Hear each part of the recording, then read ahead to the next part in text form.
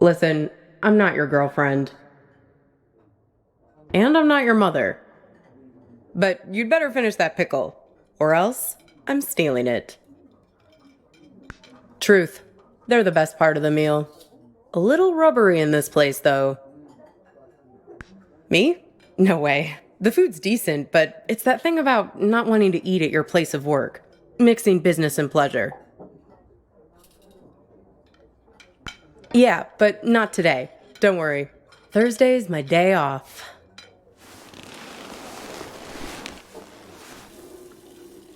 That's okay. It's nice to sit on the other side of the counter for a change and see how the other half lives.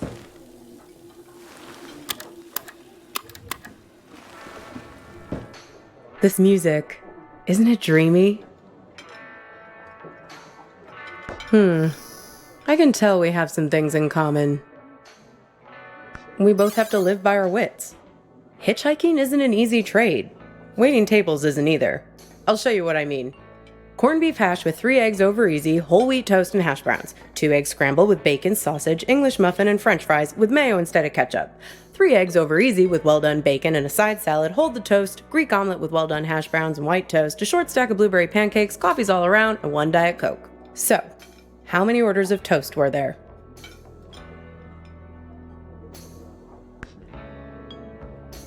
Yep. Well, unless you count the English muffin. Then it's 3.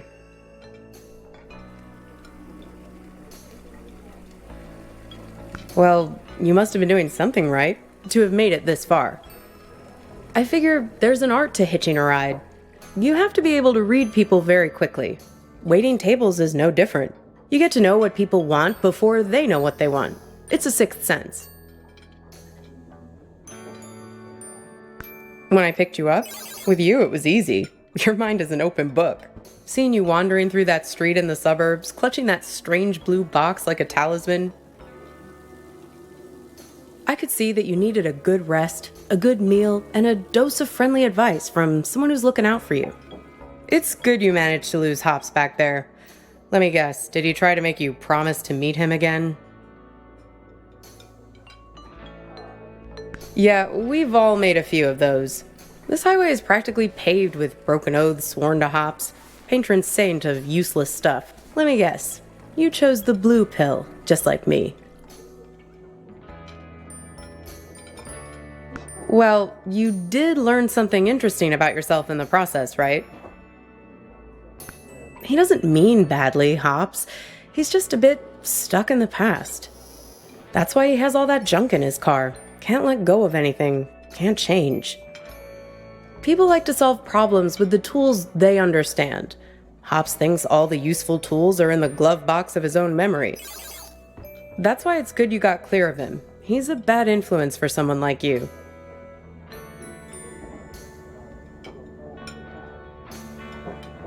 You need to let go to move on.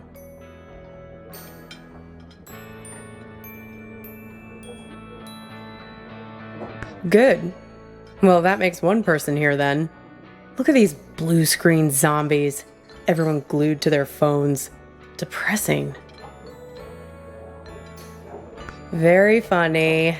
That sense of humor will serve you well when our new robot overlords take over. The living dead all around us. Not you two, though. You and your girlfriend. You were very much animated. Although, maybe not in a good way. That was some argument. Well, if it wasn't worth arguing over, it wouldn't mean anything, I guess.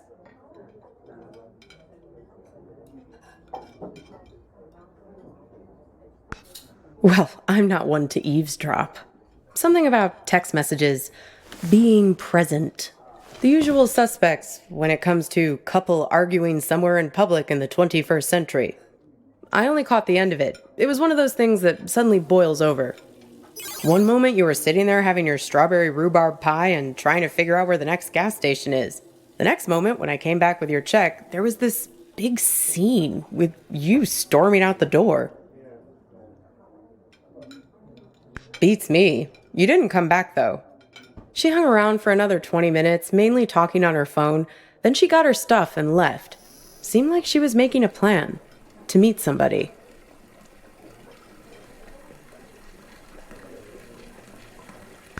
Nope. See, I'm not that nosy. But when I was wiping down the counter, I found this. Have a look. You might find it interesting.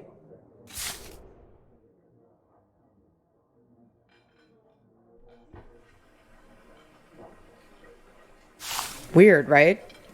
Gets weirder, though. Check out the back. Seems like some kind of rendezvous.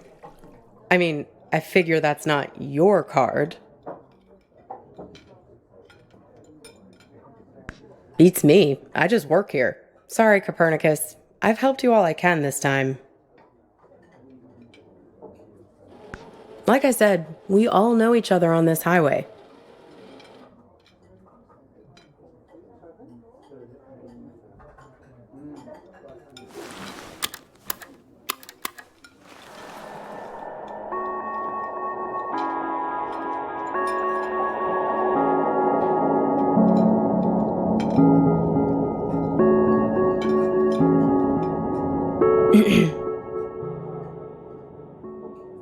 Pass me the menu, will you? I want to see if they have the seasonal milkshakes in yet. Aw.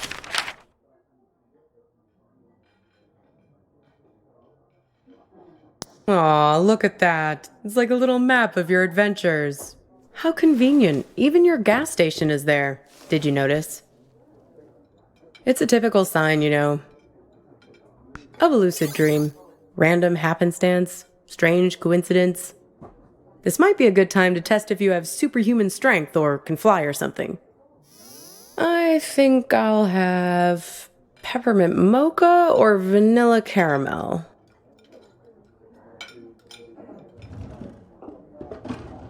Sure. I mean, come on. Raisin farmer? There's no such thing. Grapes have farmers. Raisins are dried grapes. End of story. Geez, where's the waitress anyway? I'd kill for a shake right now. Well, things become real when we invest meaning in them. When we make them real. It's not a theory. There's a poem about this. A guy is having an argument with his friend. He's freaking out because the meaning of every word, everything, every idea seems to be falling apart. After a while, I understood that talking this way, everything dissolves. Justice, pine, hair, woman, you, and I. Exactly. Booth, menu, you, I, mustard. Mustard. It all starts to dissolve. It's my day off reading.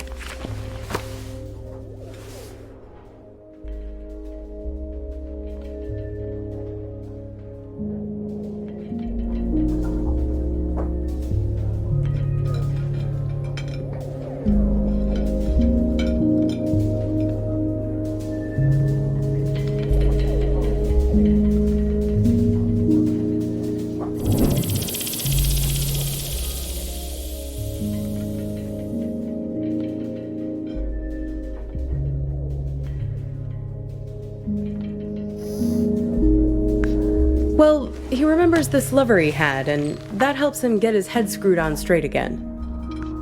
Well, in a sense. It's more that he thinks back to what it was like when they were together, and the different memories come together and leave him with a sense of specificity. That things are real and not just a big pile of words and concepts and stuff that fall apart the moment you try to squeeze them tight. He thinks back to when he was a boy and remembers this river where he would try to catch the little orange silverfish called pumpkin seed. That's nice, right? It feels good to say. Pumpkin seed. Makes things feel more real. Look at me. Don't forget me. See me for who I am. Pumpkin seed. You'd be surprised.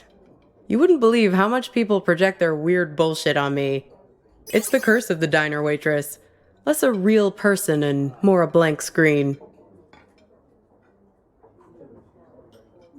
I can't tell you how many swingin' dick Detective McGurks I've met in this place. Give me a coffee as black as a moonless night, darlin'. Shit like that. Everyone has an agenda.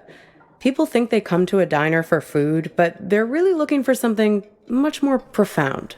They want something, and at the end, they settle up. You bring the bill, and they have the chance to make good again. Everybody wants to be forgiven. It's a simple transaction. You're no different. Well, there's that box you're carrying around and want to get open. You're here looking for answers, but only the warm, cuddly kind. You're not going to hang in when it starts getting heavy.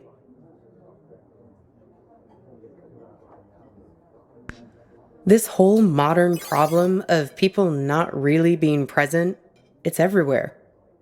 And technology only makes it worse. Once the robot doubles started showing up, that was the tipping point. Robot doubles. The first models were so expensive, only Silicon Valley types could afford them, like electric cars. But pretty soon it got to the point where basically anybody could afford a robot double of themselves. You could pick one up at Walmart, one aisle over from the toilet paper and the firearms. Even the company that produces my cheap-ass phone started them. They claimed they were on a mission to disrupt the human space. I hate that word, disrupt. Pretty much anything you want, but there's where you have to be careful. It acts like you, but it only performs at about 70% of your capabilities. It's you, after a bunch of drinks. So, if you're smart, you only trust it to do really simple things for you. Go to the post office, jury duty, fill in for you at your boring job. But people are lazy. They grow dependent on their robos, use them for all kinds of things they shouldn't, making complex calculations, blowing up boulders. People send their robos off to be with their wives, their families, while carrying on affairs. Check it out. Imagine you and I are in a relationship. Then you notice I'm acting a little slow. My eyes aren't focusing quite right. Like this. Look. See it? So now you realize that I've just stuck you with a pile of bolts for the evening. Right, so here we are. Two dummies out on a date together. Would your robo be smart enough to know that I'd sent mine? Or would they keep it a secret between themselves? All kinds of ethical issues, right? I don't know. I know you're trying to make your eyebrows move weirdly just to mess with me. Did someone stand me up with a robo? No, not exactly. It's more about this thing that happened to me at work once. Come on here, dummy. In my former life as a flight attendant. Grab that thing and pull up a chair. I'll tell you all about it. You feel like a sack of bolts yourself doing these safety demonstrations. People are zoning out, staring at their phones like the blockheads in here, or else just leering at you like you're the first woman they've ever seen wearing a uniform. But you start getting good at spotting the doubles. They're often the only ones paying attention, staring at you with those not quite human eyes of theirs. Technically, no, they're not supposed to be there. But like I said, people bend the rules, and security rarely checks. They're fine on the runway, perfectly docile. But something goes wrong at altitude, something about the navigation system. The FAA wanted to study it, but the study got shut down because you're not supposed to have them on aircrafts in the first place. So yeah, I learned to spot them right away. It becomes a job requirement, a matter of survival. Here, try your luck. Have a look at the table. So, 1 mustard, fine. 3 mustards, not so fine. The one on the left is the real one. See if you can track it. Keep your eyes on the prize. 10 will get you 30. Uh-oh, you just accused Mr. Corporate Entitlement of being a robot. Unfortunately, it's really him. That's going to cost you 1 complimentary business class upgrade. Want to play again?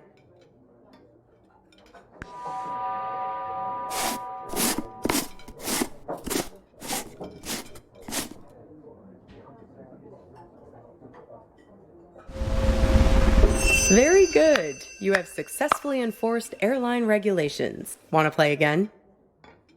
So, where was I? Pick that up again and I'll show you what happened next. One time, we were doing a flight into Galveston and we had a sudden drop of cabin pressure about 100 miles from our destination. No, but imagine this. Everyone's freaking out. I'm trying to help a girl with her arm in a cast to get her oxygen mask over her head. Suddenly, I'm aware of this Frankenstein monster lurching towards me. The robos, they're like an army of the undead. I don't know if they were affected by the sudden change in cabin pressure or what, but they just lost their shit. People are screaming, and we're huddled together like a band of villagers with pitchforks to fight these things, throwing crap at them from the drink cart, locking them in the toilets, and so on. Luckily, they started fritzing out on their own, like Hal in 2001 when his brain starts melting. Let me tell you, as soon as we got over water, adios, out you go, robos. Threw them right out of the cabin doors.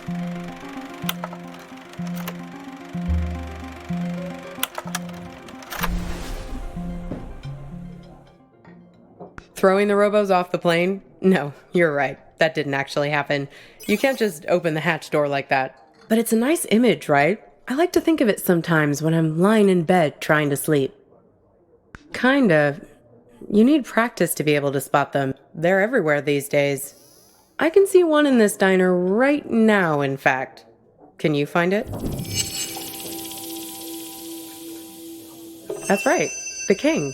Can you believe it? God, I miss the King. They say that it was the first robot double prototype ever made. He actually sent it off to act in some of those cheeseball movie roles he had. That's why they were so bad. Am I? Says the guy who called his own girlfriend a robot. I seem to recall you standing right there, complaining, it's like eating lunch with an automaton. You really don't remember anything? What you were fighting about? What happened next?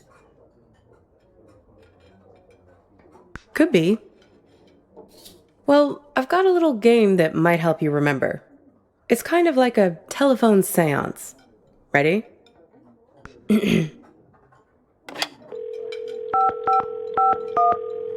Hello?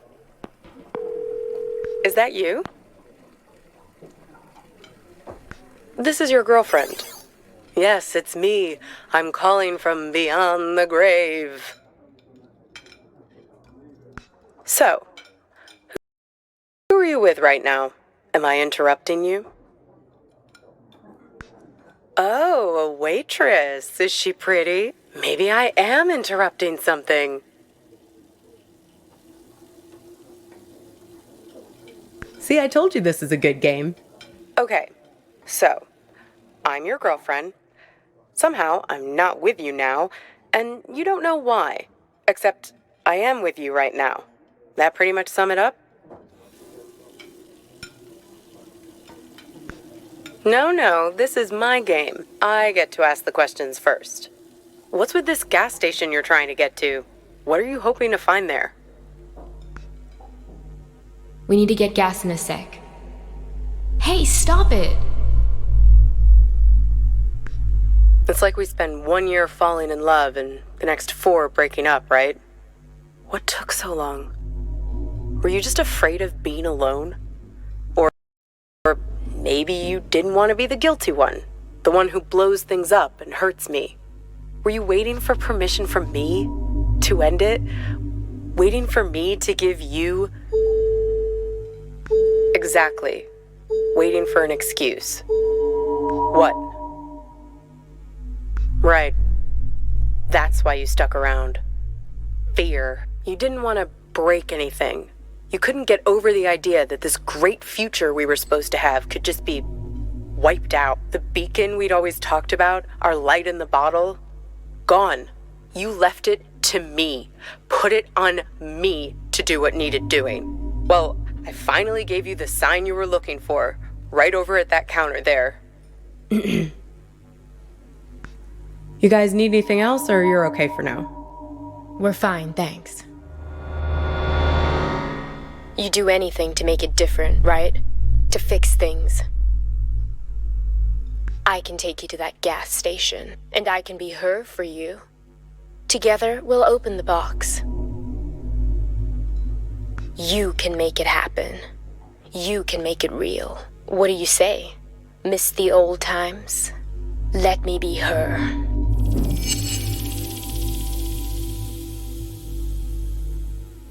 Good. Now it's your turn. You can ask me one question, whatever you want. The man on the phone.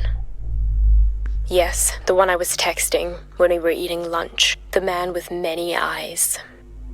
Yes, he has 10 eyes, like this.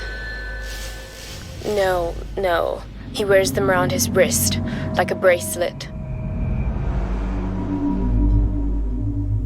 Even while he sleeps, a few of them keep watch, their eyes open.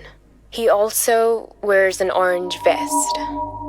Find the man with many eyes, and his friend, the man with mirror eyes. They're the ones who did this to me. Close your eyes. Hey, where'd you go? It's like you went somewhere else there. Having some irresistible dream? Good for you. You don't have to wake up, but we do need to pay the bill. Works for me. What's the sudden rush? Are you sure? If you're lucky, maybe she hasn't even gotten to the gas station yet. Well, the card has Thursday 4 p.m. written on it, right? That was 2 days ago. And need I remind you that today is... Yeah, if we leave now, we can beat her there by nearly an hour and find out who's waiting for her. Well, that's easy. If I'm made up to look like her, he'll give himself away as soon as we arrive. I have a few wigs in the car. Like I told you, I'm an expert shapeshifter. Come on. Time to be forgiven. And time to hit the road. Time to pay the check so we can get out of here.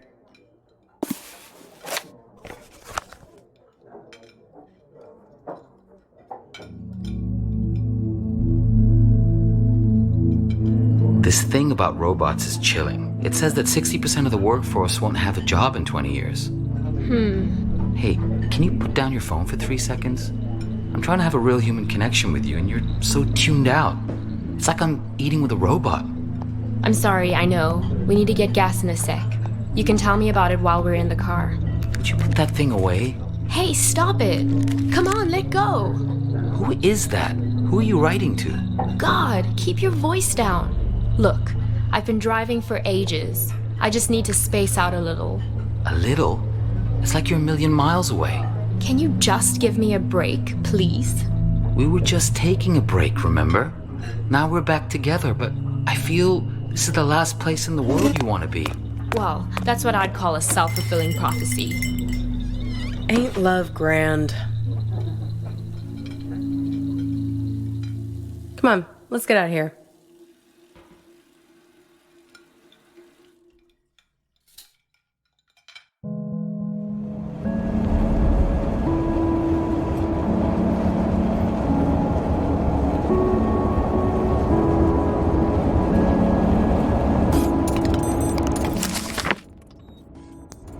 How do I look?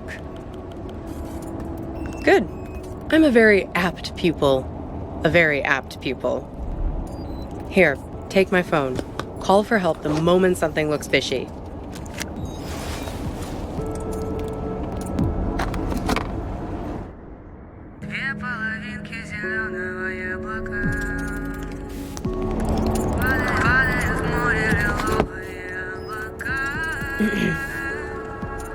Shoot.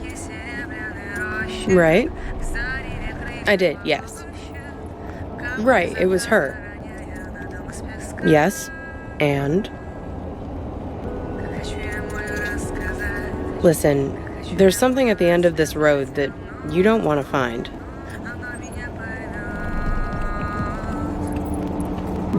You do, and you don't. If you only wanted to find it, there wouldn't be all this conflict. Drivers lying to you, drugging you with raisins, all the little glitches, things that don't make sense, the static. It's hardly been a smooth ride, has it? I'm just saying, there are two sides to every story, right?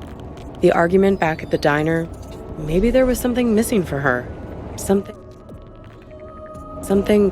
missing between the two of you.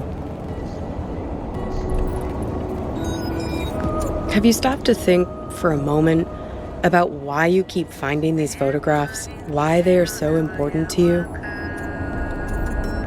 They're a way of capturing reality, right?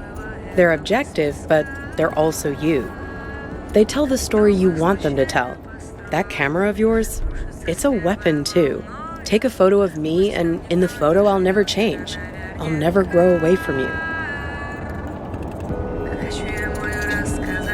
So what did you learn back there from your photo? Oh? Oh, you have my phone. Why don't you call it then? And you think he's also this man with all the eyes? Hey, you said he has 10 of them, right? Have another look at that card. 10 little eyes. See him?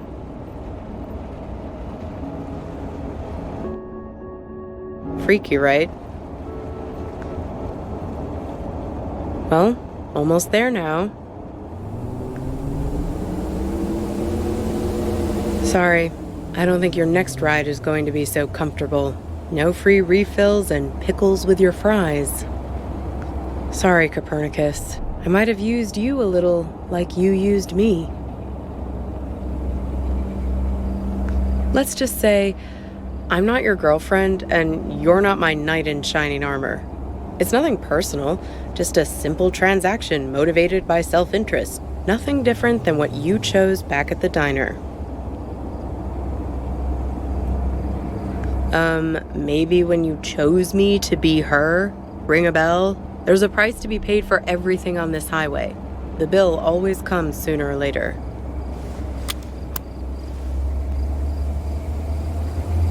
Yes, he's almost out. We're pulling. I'll be handing him over in a sec. Hang on. There's a third car now. A Volvo. Pulling up. What's that doing here? What the hell? Watch it, buddy.